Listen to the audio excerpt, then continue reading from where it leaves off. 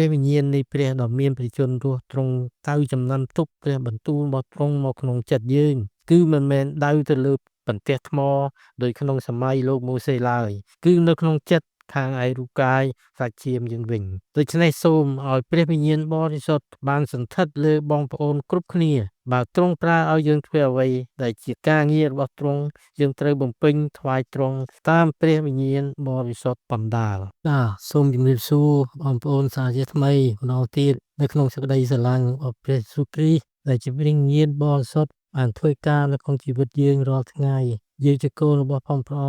ត្រូវបានព្រះវិញ្ញាណបរិសុទ្ធបានសន្ធិដ្ឋនៅយើងរាល់ថ្ងៃជាមួយគ្នាជាមួយនឹងយើងទាំងអស់គ្នាបានដៅចំណាំនៅក្នុងជីវិតយើងថាយើងជាកូនរបស់ព្រះអង្គអរគុណព្រះអង្គសូមយើងបានសម្រុំចិត្តយើងនៅទីឋានជាមួយគ្នាអរព្រះបិតាព្រះរាជបុត្រាព្រះវិញ្ញាណបរិសុទ្ធដែលព្រះអង្គគង់នៅឋានសួគ៌ដ៏ខ្ពស់បំផុតទូលបង្គំអរព្រះគុណដល់ព្រះអង្គដែលព្រះអង្គជាព្រះដែលគង់នៅសពថ្ងៃហើយគង់នៅក្នុងជីវិតកូនព្រះអង្គគ្រប់គ្នាដើម្បីបង្រៀនដាស់តឿនជីវិតទូលបង្គំយើងខ្ញុំឲ្យប្រព្រឹត្តអ្វីដែលត្រូវនឹងបំណងផាតីព្រះអង្គកូនអរព្រះគុណទ្រង់ហើយចំពោះមុខងាររបស់ព្រះអង្គមានសម្រាប់ជីវិតទូលបង្គំ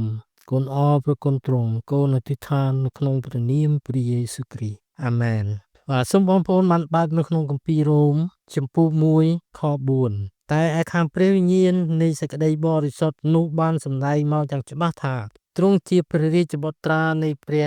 ដ៏ពិតទាំងមានព្រះចេស្តាផងដោយទ្រង់បានរស់ពីស្លាប់ឡើងវិញគឺជាព្រះយេស៊ូវគ្រីស្ទជាព្រះអម្ចាស់នៃយើងរាល់គ្នាទ្រង់បានសគត់ពីស្លាប់ឡើងវិញបង្ហាញថាព្រះអង្គជាព្រះអង្គឈ្នះនៅសេចក្តីស្លាប់បញ្ជាក់ថាព្រះយេស៊ូវទ្រង់ជាព្រះដ៏ពិតប្រាកដសូម្បីតែពួកសាវកក៏បានប្រកាសថាព្រះយេស៊ូវទ្រង់ជាព្រះដ៏ពិតដែរនៅក្នុងគម្ពីរកិច្ចការចំពុះ4ខ39ពួកសាវកក៏បានធ្វើបន្ទាល់ដោយព្រះចេស្តាដ៏ធំពីដំណើរដែលព្រះអង្គម្ចាស់យេស៊ូវមានព្រះជន្មរស់ឡើងវិញហើយមានព្រះគុណជាធំសន្ធិដ្ឋនៅលើគេទាំងអស់គ្នាដែរមានន័យថាគ្រប់ទាំងការប្រកាសដំណឹងល្អនិងធ្វើទីបន្ទាល់ពួកសាវកតែងតែថ្លែងពីការសគត់និងការរស់ឡើងវិញរបស់ព្រះយេស៊ូវព្រោះទ្រង់បានសគត់នៅលើឈើឆ្កាងរួច3ថ្ងៃព្រះអង្គមានព្រះជន្មរស់ឡើងវិញនៅក្នុងចំណុចទី2ព្រះវិញ្ញាណរបស់ព្រះអង្គម្ចាស់នៅក្នុងគម្ពីរលូកាចំពុះ4ខ18ព្រះវិញ្ញាណនៃព្រះអង្គម្ចាស់សន្ធិដ្ឋលើទ្រង់ធ្វើឲ្យទ្រង់មានអំណាចក្នុងការបង្រៀននិងអធិប្បាយព្រះបន្ទូលរបស់ទ្រង់ព្រមទាំងការប្រោសជំងឺផងដែរទ្រង់បានទទួលការចាក់ប្រេងតាំងគឺមិនមែនជាប្រេងជាវត្ថុរាវនោះទេគឺជាប្រេងនៃវិញ្ញាណព្រះវិញ្ញាណវិញចំណុចទី3ព្រះវិញ្ញាណរបស់ព្រះគ្រីស្ទនៅក្នុងគម្ពីររ៉ូមចំពុះ8ខ9តែបើសិនជាព្រះវិញ្ញាណនៃព្រះសន្ធិដ្ឋនៅក្នុងអ្នករាល់គ្នានោះអ្នករាល់គ្នាមិននៅខាងឯសាច់ឈាមទេគឺនៅខាងឯវិញ្ញាណវិញប៉ុន្តែបើអ្នកណាគ្មានព្រះវិញ្ញាណរបស់ព្រះគ្រីស្ទអ្នកនោះមិនមែនជារបស់ផងទ្រង់ទេមានន័យថាព្រះវិញ្ញាណនៃព្រះសន្ធិដ្ឋនៅក្នុងខ្លួនអ្នកជឿគ្រប់រូបទាំងអស់ដូច្នេះអ្នកដែលបានទទួលជឿព្រះយេស៊ូវហើយត្រូវមានព្រះវិញ្ញាណបរិសុទ្ធដឹកនាំជានិច្ចដូច្នេះបើគ្មានព្រះវិញ្ញាណបរិសុទ្ធដឹកនាំទេអ្នកនោះនឹងដឹកនាំដោយចិត្តខ្លួនឯងទុកព្រះវិញ្ញាណបរិសុទ្ធនៃព្រះក្រៅជីវិតអ្នកនោះនឹងដឹកនាំចិត្តគំនិតខ្លួនឯងបានសេចក្តីថាសេចក្តីជំនឿអ្នកនោះឥតប្រយោជន៍ព្រោះថាបើយើងជឿ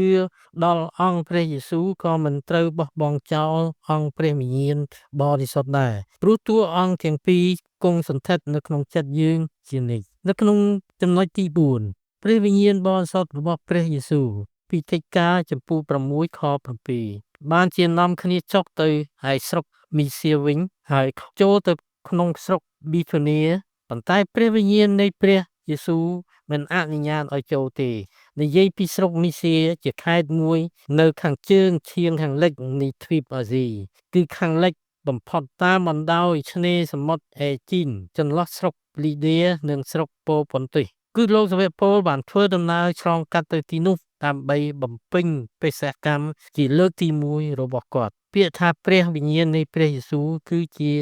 វិញ្ញាណបរិសុទ្ធមិនអនុញ្ញាតឲ្យចំណុចនេះអាចបញ្ជាក់ថាការដឹកនាំរបស់ព្រះអង្គម្ចាស់អាចសម្ដែងឲ្យដឹងបានតាមរយៈការជាក់ស្ដែង ក្នុងកលៈទេសៈក្នុងការថ្លែងបទទំនាយនៅក្នុងចំណុចទី5ព្រះវិញ្ញាណរបស់ព្រះវរបិតានៃអ្នករាល់គ្នាម៉ាថាយចំពុក10ខ20ពិតមិនមែនជាអ្នករាល់គ្នាដែលត្រូវនិយាយទេគឺជាព្រះវិញ្ញាណរបស់ព្រះវរបិតានៃអ្នករាល់គ្នាទេតើ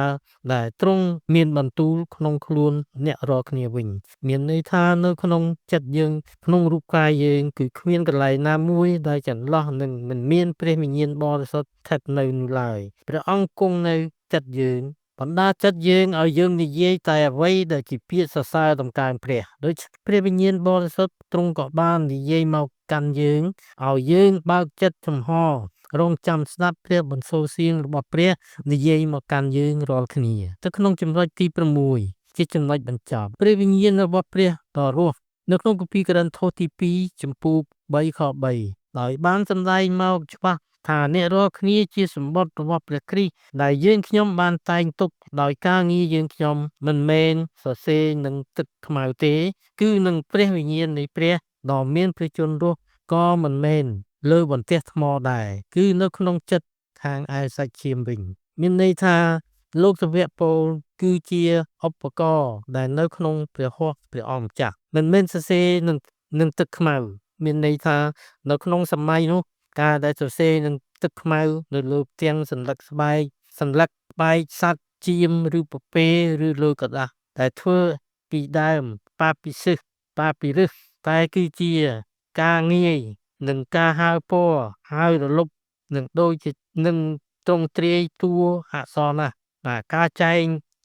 រឿងរ៉ាវដែលសរសេរនៅក្នុងកណ្ដាស់សរសេរនៅក្នុងស្បែកសត្វសរសេរនឹងសម្បកឈើពីដើមអាចនឹងរលុបហើយទ្រង់ទ្រាយតួអក្សរព្រះវិញ្ញាណនៃព្រះដ៏មានព្រះជន្មរស់មានន័យថាព្រះវិញ្ញាណនេះទ្រង់គឺជាជីវិតហើយយ៉ាងនោះទើបទ្រង់ប្រទានឲ្យមានជីវិតដែលរស់នៅអស់កាលជានិច្ចហើយឥតខ្ចោះព្រះវិញ្ញាណព្រះអង្គនៅអស់កាលជានិច្ចយើងដែលមានព្រះវិញ្ញាណរបស់ព្រះអង្គហើយខាងវិញ្ញាណក៏យើងរស់នៅជាមួយនឹងព្រះអង្គកាលជានិច្ចដែរសរុបមកព្រះវិញ្ញាណនៃព្រះដ៏មានព្រះជន្មរស់ទ្រង់តៅចំណាំទុកព្រះបន្ទូលរបស់ទ្រង់មកក្នុងចិត្តយើងគឺមិនមែនដៅទៅលើបន្ទះថ្មដោយក្នុងសម័យលោកម៉ូសេឡើយគឺនៅក្នុងចិត្តខាងឯរូបកាយសាច់ឈាមយើងវិញដូច្នេះសូមឲ្យព្រះវិញ្ញាណបរិសុទ្ធបានសន្ធិដ្ឋលើបងប្អូនគ្រប់គ្នាបើទ្រង់ប្រើឲ្យយើងធ្វើអ្វីដែលជាការងាររបស់ទ្រង់យើងត្រូវបំពេញថ្វាយទ្រង់តាមព្រះវិញ្ញាណបរិសុទ្ធបណ្ដាលអាមែនសូមព្រះប្រទានពរ